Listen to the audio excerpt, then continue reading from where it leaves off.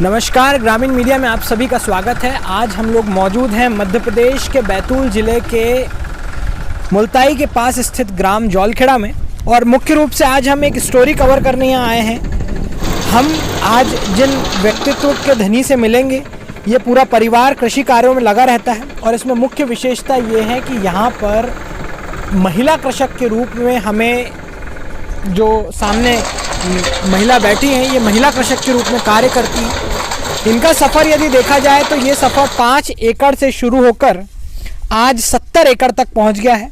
कई परिस्थितियां ऐसी आई जब इन्हें नुकसान हुआ, इन्हें अपने कृषि के उपकरण ट्रैक्टर भी बेचने पड़े, परंतु वर्तमान समय में यदि देखा जाए तो काफ़ी हद तक एक फ़ायदेमंद सौदा, फ़ायदेमंद खेती ये लोग करते हैं। हम सीधे सीधे इन लोगों से बात करते हैं। सबसे पहले मैम, आपका नाम बताइए और आप कहाँ के निवासी हैं? मैं आशा दौड़ के जौलखेड़ा की निवासी हूँ। मैम, आपका जैसे हम लोगों को ज्ञात हुआ था कि आप स्वयं कृषि करती हैं। आप कितने वर्षों से कृषि करती हैं? मैं लगभग 15 सालों से खेती का पूरा कार्य संभालती हूँ, मजदूर चलाती हूँ। घर में ट्रैक्टर वगैरह है वो चलाती हूँ जी। जैसे माल ढोना जी। खेत में मजदूर चलाना जी। खेती की जुताई करना जी। बोनी बोना जी। खेतों की फसल कटवाना, पूरी इकट्ठी करवाना, ये सारे कार्य मैं करती हूँ। अच्छा, जैसे कि कृषि को मध्य प्रदेश कह लें, भारत कह लें, वैसे एक कृषि प्रधान देश है, परंतु यदि बात की जाए कृषि के रोजगार में आने की, तो कृषि के रोजगार में फ़िलहाल कोई नहीं आना चाहता। तो आप बेसिकली क्या आपकी एजुकेशन है, आप किस बैकग्राउंड से बिलोंग करती हैं, और आपका खेती में आने का सफ़र कैसे हुआ? मैं तो मतलब एक आम आदमी की बेटी थी जी, लेकिन मेरी शादी होने के बाद में मेरे पति देव के पास में जी, मेरे ससुर के पास में काफ़ी अच्छी परिस्थिति थी जी, जिसके चलते मतलब खेती में कार्य सब किए जी। और आज जब से हम अलग हुए तब से मतलब मैं खेती के सारे कार्य अपने पति देव के सपोर्ट में करती हूँ जी। और मेरा आगे बढ़ाने में सपोर्ट मेरे पति का 100% है कि उन्होंने मेरी मतलब हर इसमें बढ़ावा दिया जी। कभी मतलब घर में बैठने के मतलब उद्देश्य नहीं रखा, कभी पाबंदियां नहीं लगाई जी। ये कहा कि जैसे भी होता है मतलब अपने इस पे सक्षम बनने की कोशिश करो, कार्य करते रहें। हाँ। तो आप किस एजुकेशन से आती हैं? आपने कहाँ तक शिक्षा ग्रहण करी है? मैंने तो BA फाइनल किया है सर जी। जी। अच्छा, वर्तमान में यदि आपकी पारिवारिक स्थिति देखें तो आपके परिवार में कितने लोग अभी निवास करते हैं? हम अभी तो मतलब 2 बच्चे और हम पति पत्नी और एक सास है हमारे पास। तो कृषि बैकग्राउंड आपका रहा, आपने खेती शादी होने के बाद यहाँ आकर संभाली जी। अभी वर्तमान में जैसे हम लोग बात कर रहे थे तो पता चला कि कई बार खेती को नुकसानी भी हुई जी। और आपको ट्रैक्टर भी बेचने पड़े और फिर आपने वापस मतलब आप वापस आए, तो वो क्या परिस्थितियाँ हुई, किस तरीके से नुकसान होता था और आप वापस अच्छी खेती में अभी आ गए हैं? जी, खेती में कभी कभी क्या होता है कि पाला कोहरा आता है तो मतलब फसल नुकसान हो जाती है, अतिवृष्टि से भी नुकसान हो जाती है जी। कुछ समय ऐसा बना कि मतलब हमारे पास में सब कुछ रहते हुए भी धीरे धीरे मतलब खेती में फसल नहीं पकने की वजह से हमने ट्रैक्टर वगैरह बेचे, इम्प्लीमेंट भी बेचे जी। और फिर हमने मतलब बदलाव किया खेती में कि मतलब कुछ ऐसी खेती की जाए कि पद्धतियाँ बदली आपने। हाँ। अपने कृषि के तरीके को बदला और फिर फायदा होना शुरू हुआ जी। अब वर्तमान में यदि बात की जाए तो आपका स्वयं का 5 एकड़ खेत जी। और बाकी आप जो लीज पर लेते हैं, तो ऐसी कुल 70 एकड़ खेती आप लोग संभाल रहे हैं जी। अभी कृषि उपकरणों की बात की जाए तो लगभग आपके पास कितनी लागत के कृषि उपकरण है? कम से कम 1 करोड़ की। 1 करोड़ की लागत के कृषि उपकरण हैं। तो मैं सभी जो दर्शक देख रहे हैं उनसे ये बताना चाहता हूँ कि एक महिला कृषक जो विषम परिस्थितियों में लड़कर अपने पति के साथ आई और वर्तमान समय में कृषि को लाभ का धंधा, अपनी पद्धतियाँ अपने माहौल के हिसाब से चेंज करके बनाया, और वर्तमान परिस्थितियाँ देखी जाए तो लगभग 1 से 2 करोड़ के कृषि उपकरण, साथ में 70 एकड़ पर ये लोग खेती करते हैं। अच्छा, जानकारी ये भी मिली थी कि आप साथ में पशुपालन का भी कार्य करते हैं जी। तो अभी वर्तमान में कृषि के साथ साथ आपका पशुपालन का रोजगार भी जारी है जी। खेती में सबसे महत्वपूर्ण मुद्दा ये आता है कि जब हम खेती करते हैं तो हमको लाभ हानि का सौदा भी देखना पड़ता है, कितना इस वर्ष हमको लाभ हुआ, कितना हमने मेंटेनेंस किया। आपके जो उपकरण है ये भी किराए पर जाते होंगे जी। तो ये जो सब आप जो हिसाब करते हैं तो ये आप ही देखती हैं? हाँ। किस प्रकार से रखती हैं, इसका थोड़ा सा मुझे जानकारी दीजिए। हम हर साल एक रजिस्टर बनाते हैं जी, उसमें कृषि कार्य का मतलब सारा बीज जी, कितना लगा, कितना खाद लगा, कितने मजदूर चले, कितनी कटाई लगी जी, कितना मतलब फायदा हुआ जी, डीजल कितना लगा, मजदूरी कितनी लगी, ये सब का हिसाब मतलब एक रजिस्टर में लिखते हैं। अभी मेरे हाथ में फिलहाल में 2023 का रजिस्टर है, इसमें सारा हिसाब हमेशा मतलब लिखते हैं। कुल मिला के आप एक एक दिन का हिसाब इसमें लिखकर और वर्ष अंत होते तक हमको पता होता है कि कितना हमारा लाभ हुआ और कितनी हानि जी जी। अब तो आपके बारे में भी मुझे मतलब मैडम ने अभी बताया जिस तरीके से आपका पूरा सपोर्ट रहा जब से आप ये शादी होके आई, आपने एक महिला कृषक के रूप में इनको अपना साथ करा। वर्तमान में ये ट्रैक्टर चलाती हैं, वर्तमान में 70 एकड़ की खेती पूरी ये अपने तरीके से देखती हैं, इनका साथ आप देते हैं, ये मैं आपको बधाई और शुभकामना देता हूँ। क्योंकि मैं आपसे जानकारी चाहूँगा, एक विशेष मशीन जी आपने जानकारी में बताई थी, तो वो मशीन का नाम क्या है, वो मशीन क्यों बनाई गई, इसकी थोड़ी सी जानकारी दीजिए। भाई साहब, मैं जगदीश दौड़के जी, ग्राम जौलखड़ा, तहसील मुल्ताई, जिला बैतूल के हम लोग निवासी हैं जी, और जौलखड़ा में अभी वर्तमान में निवास करते हैं।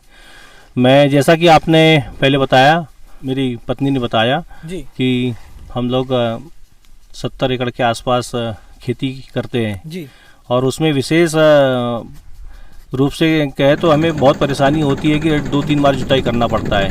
एक बार कल्टीवेटर करना पड़ता है, एक बार रोटेटर करना पड़ता है, और फिर 2 बार उसमें लागत बहुत आ जाती है। तो मैं ऐसा बैठे बैठे सोचा करता था कि ये 2 बार का काम एक बार में क्यों ना हो सके। उसके लिए मैंने रोटावेटर खरीदा, उस पर फिर कल्टीवेटर एक नया इम्प्लीमेंट ऐड किया।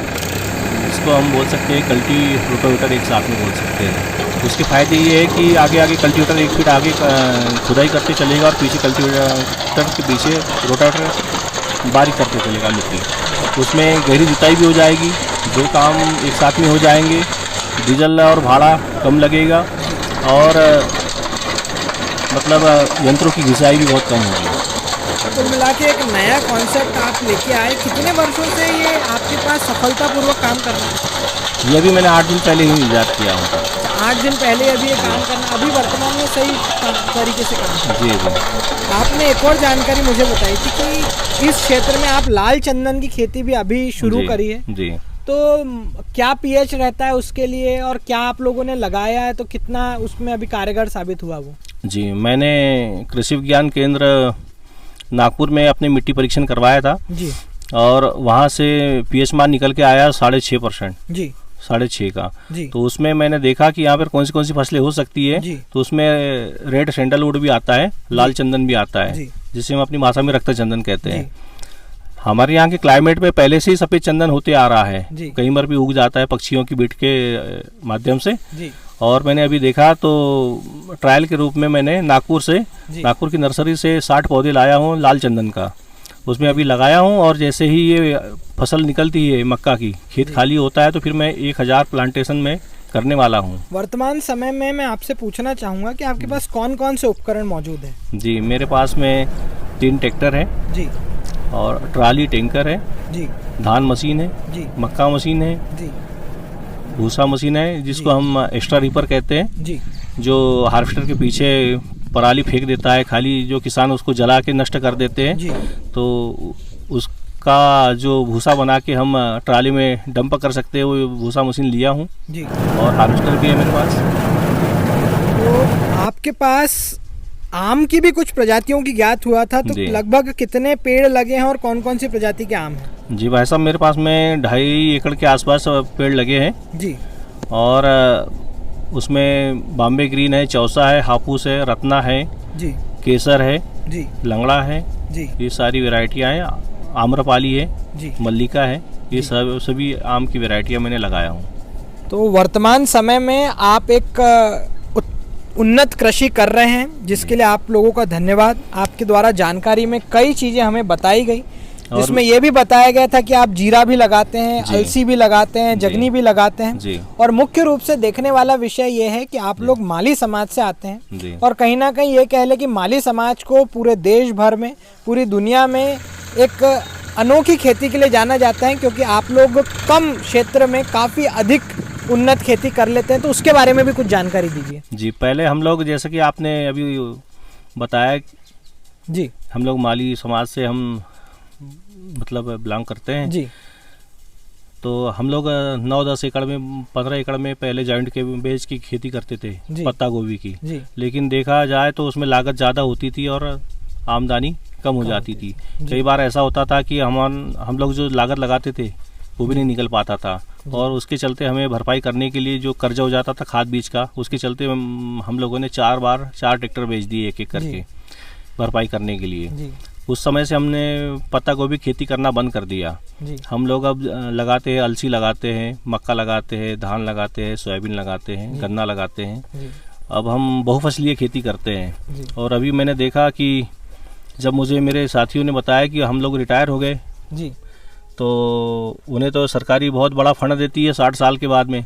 मैं सोचा कि मैं जब रिटायर हो जाऊंगा, मैं 60-65 साल का हो जाऊंगा, तब मुझे क्या मिलेगा, मैं तो छोटा किसान हूँ।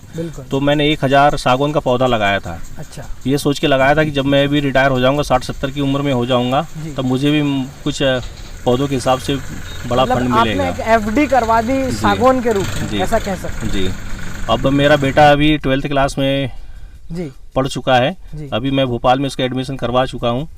अब मैं इसे एग्रीकल्चर विषय से पढ़वा रहा हूँ, ताकि ये जब पढ़ के आए तो मैं इसके लिए 2 एकड़ में लाल चंदन की खेती का बागवानी तैयार करके रखता हूँ, और भविष्य में इसका भी मतलब जीवन खेती के हिसाब से ही चले, ऐसा मैं मानता हूँ। तो हम चलते चलते सभी दर्शकों को एक संदेश देना चाहते हैं कि मैंने जैसे पिछले बार भी एक आपके समक्ष लाइव वीडियो किया था जिसमें बताया था कि खेती की ओर कोई नहीं आना चाहता तो क्या होगा भविष्य, परंतु वर्तमान में जो हम सामने कृषक देख रहे हैं वो एक ऐसे कृषक हैं जो अपने बच्चों को टेक्निकल रूप से पढ़ाई भी करवा रहे हैं तो कृषि की, ताकि वो वापस लौटकर अपनी खेती को, अपने देश को कृषि के रूप में आगे बढ़ा सकें। और सबसे विशेष बात, एक 60 साल का व्यक्ति जब रिटायर होता है तो उसे कुछ ना कुछ इन्वेस्टमेंट के रूप में जमा करके जब वो रिटायर होता है तब मिलता है। तो इन लोगों ने पेड़ पौधे सागौन और चंदन के रूप में FD करवा के रखी है, जो जब ये रिटायर होंगे, जब इन्हें आवश्यकता पड़ेगी तो वो पेड़ इनके काम आ सकेंगे। आप सभी का बहुत बहुत धन्यवाद कि आपने हमें समय दिया और इतनी अच्छी आप लोग कृषि कर रहे हैं। एक महिला जो कृषक हैं वो समाज को एक नई दिशा दिखा रही है। आप सभी का धन्यवाद। जी, नमस्कार।